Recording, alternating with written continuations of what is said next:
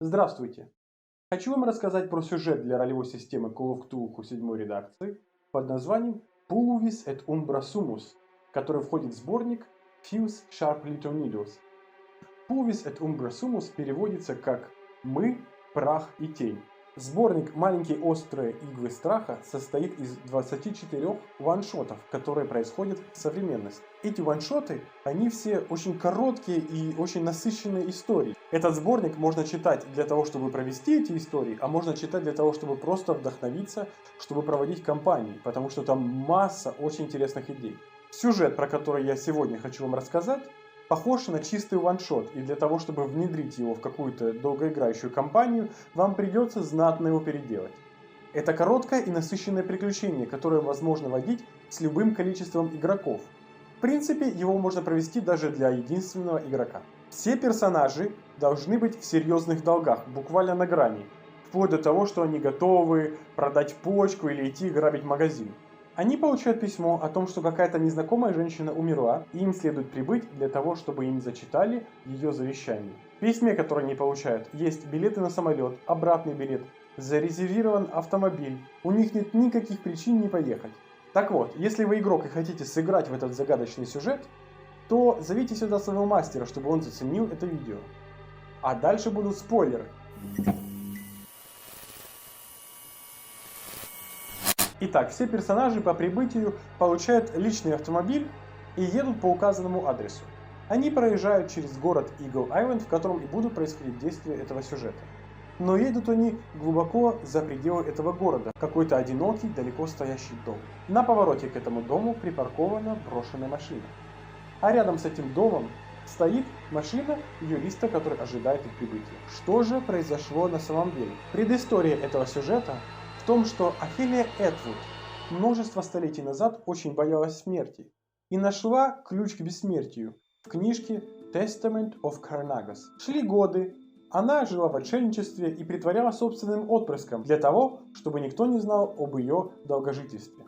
Но в последние сотни лет она все больше погружалась в пучину безумия, и она приняла то, что так развились технологии, и с помощью технологий стала следить за миром, и видела, как человечество отравляло планету, убивало животный мир и все дальше вело себя к саморазрушению. И она нашла ключ к этой проблеме. Для начала она договорилась с приватными детективами, чтобы те по всей стране разыскали людей, у которых вообще нет денег, которые точно приедут к ней. Затем она затуманила мозги юристам из компании Carter & Carter, после чего призвала бога Куачиль-Утауса, попирающего прах, и привязала его к этой книге. В этом процессе она пожертвовала собой. Но с этого момента кто угодно, кто входит в близкий контакт с книгой, становится каналом, передающим силу этого бога. Все, что соприкасается с каналом этого бога, стремительно стареет и в скором времени превращается в прах. Быстрее всего от этого страдают живые существа, особенно люди. К моменту, когда персонажи подъехали к дому, все это уже произошло. Один подозрительный частный детектив из нанятых Офелией что-то заподозревал и стал следить за ее домом, и видел, как этот древний бог спустился в это здание и окончательно сошел с ума. И в момент, когда персонажи прибывают, он следит и за ними. Персонажи знакомятся друг с другом, знакомятся с этим юристом, заходят в этот подозрительный дом, в котором никто им не отвечает. В этот момент в доме гаснет свет, и там внутри дома все комнаты наполнены прахом, который напоминает пыль. В этот момент у персонажа есть шанс найти эту тайную комнату, но я бы не советовал этого делать до развязки сюжета. Просто пускай это будет такой заброшенный дом, из которого юрист попросит их поскорее уйти. Все это время на дворе ужасная погода и вьюга, все заносит снегом, и персонажи получают смс-ку о том, что их обратный рейс задерживается, и им будет необходимо где-то остаться на ночь. Юрист советует им задержаться в отеле, а авиакомпания оплатит их пребывание здесь. Нужно не забывать о том, что все эти персонажи находятся на грани бедности. С этого момента сюжет раскрывается во всей красе. Дело в том, что персонажи теперь каналы, которые передают силу этого древнего. Все, что входит с ними в контакт, быстро устаревает. И буквально через 40 минут после их прибытия с ними происходит череда жутких событий. Вокруг люди начинают рассыпаться в прах. Сюжет дает несколько примеров того, как это может произойти, но вы можете выдумывать любые сценарии. Мне особо импонировало, что какой-то NPC может просить о помощи и подойти близко к персонажу ваших игроков, и рассыпаться прямо у него на глазах и осыпаться прахом прямо на персонажа вашего игрока. Эта сцена довольно впечатляющая и жуткая, и большинство персонажей в этот момент явно будут переживать Bout of Madness, то есть у них поедет крыша. Но не так давно вышел всемирно известный фильм, от которого тут никак не отмахнуться. Как бы я ни пытался не сказать «Sir, I don't feel so good».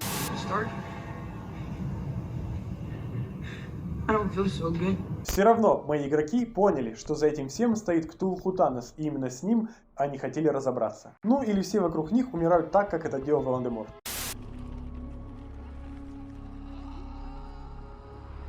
Кроме того, что мир вокруг них превратился в мир Мстителей и все рушится и все рассыпаются в прах, у них еще беда. Еще в отражениях они могут увидеть то, что у них за спиной находится древний. Это же может увидеть и безумный частный детектив, который преследует их. Так что я думаю, что ваши персонажи также могут увидеть, что этот древний находится за спинами персонажей ваших игроков.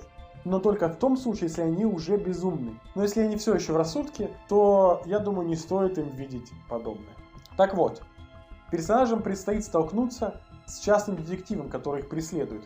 Он абсолютно безумен и считает, что они служат этому древнему, и нападает на них. С одной стороны, он опасен и пытается их уничтожить, но с другой стороны, он источник ценной информации. Он видел, как этот бог спустился, и в процессе того, как он орет на них и пытается их убить, он все-таки выдает им достаточно информации, чтобы поразмыслить.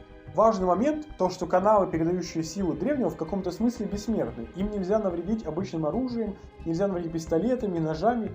Единственное, как их можно убить, это с помощью удушения или утопления, как-то на длительный промежуток времени то, что занимает.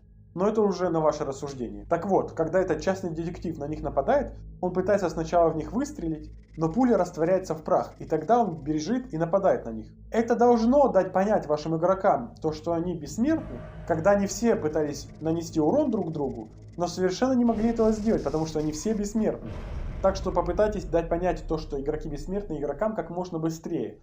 Иначе этот бой бессмертных рискует затянуться очень надолго. Ну и вашим персонажам предстоит провести достаточно веселую интеракцию в плане избивания друг друга и пробования выстреливать в товарищей, чтобы посмотреть пределы их бессмертия. А ну души меня, давай души, давай души, давай, а ну души, давай. О, это работает! Работает, да. То есть единственный способ, в принципе, справиться с этим частным детективом, это либо задушить его, либо связать. После этого персонажи попытаются как-то связаться с внешним миром. Возможно, призовут полицию или докторов, обрекая их на неминуемую гибель. Если игроки поймут то, что это они источники бедствия, заставляйте их бросать ценники. Быть источником смертей целого города – это тот еще удар по рассудку. Персонажи могут догадаться, что им следует встретиться с юристом. Благо, что он дал наводку о том, где он живет. Когда они приходят к нему домой, они застают его в отчаянии. Он понимает, что из-за него погибла его жена и пытается себя убить, но не может. Поэтому совершенно свихнулся. Но если персонажи смогут его успокоить, то он будет с ними сотрудничать. Он им расскажет, что Офелия точно задурманила им мозги и то, что следует возвращаться к ней домой. Персонажи поедут домой к Офелии назад. По пути они будут видеть, что все вокруг превращается в прах, деревья осыпаются. Я представляю эту сцену себе как целое пепелище. Но дом еще стоит, и они проникают внутрь, и за одним из шкафов, который теперь осыпался в прах, видят потайную дверь на чердак. Там они находят ту самую книгу, но она на греческом. Здесь есть два варианта. Либо они взяли с собой юриста, который не умеет говорить по-гречески, либо теперь им необходимо будет брать эту книжку с собой и ехать в какой-то другой город, обрекая там всех на смерть, в попытках найти кого-то, кто говорит по-гречески, чтобы все-таки прочитать эту книгу. Ну, еще есть вариант, что кто-то из ваших игроков при создании персонажа выбрал греческий в качестве альтернативного языка, но это очень маловероятно. К этому моменту мои игроки решили, что вся опасность исходит от дома, и обливали его бензином, чтобы сжечь. Но, если кто-то, в том числе наш закадычный друг-юрист, прочитает призвание к Вачилию Тауса, которое там указано, то все персонажи телепортируются в какое-то лимбо. Место вне времени и пространства, где они зависают в каком-то вакууме. а на луче света к ним спускается само древнее божество. Этот момент очень опасен для рассудка ваших персонажей, потому что, во-первых, телепортация их в это пространство сведет их с ума, а они уже не в состоянии. А потом появление этого древнего точно приведет их в панику. При этом прикосновение этого древнего сразу же убивает ваших персонажей, при том, что скилл его Fighting Brawl 100%. То есть маленький шанс увернуться. Здесь персонажи могут барахтаться, и в правилах указано, как они могут это делать. И эта сцена, в принципе, выглядит интересно. И единственный шанс их победить, это если кто-то из них догадается прыгнуть и попытаться в этом вакууме переместиться в этот луч света. Но в то же самое время, эта битва с древним может ощущаться anticlimactic, то есть недостаточно эпичной. Потому что персонажам будет казаться, что они ничего не могут сделать до определенного момента. Они не просто будут дрыгаться, ожидая собственной смерти. Поэтому вам надо заранее продумать, как именно эта сцена пройдет у вас, так чтобы ваши игроки остались довольны соприкосновением с этим жутким существом. Существо было совсем маленьким, не больше ребенка, но съежившимся и высохшим, будто тысячелетняя мумия. Густая сеть морщин покрывала лицо со стершимися чертами. Безволосый череп, длинную тощую шею. Тщедушное тельце, казалось, принадлежало отвратительному недоноску, так и не появившемуся на свет. Длинные тощие руки с массивными когтями простерты вперед и застыли в вечном поиске жертвы. Плюсы этого сюжета в том, что он очень быстрый, занимает всего один вечер, и при этом очень насыщенный. Здесь куча событий, ваши игроки точно будут впечатлены. Еще он использует очень редкого древнего, Квачиль-Утаус, древний, которого даже нет в книге правил. Он появлялся всего лишь в одном маленьком рассказе у Кларка Эштона Смита, и я раньше его даже вообще никогда не встречал. Минусы сюжета в том, что здесь очень интересный подтекст про загрязнение окружающей среды и про то, как эта сумасшедшая решила отомстить таким образом человечеству, но про это практически никаких шансов узнать у игроков нет. Еще здесь довольно мало детективной составляющей, и сюжет довольно линейный. Но при этом все равно очень интересный и насыщенный, и я не смог пройти мимо и захотел провести его для своих игроков, чтобы помучить их и столкнуть с этим миром, в котором они все рассыпаются. Напишите в комментариях, знаете ли вы еще настолько же насыщенные сюжеты, как и этот, и спасибо за просмотр.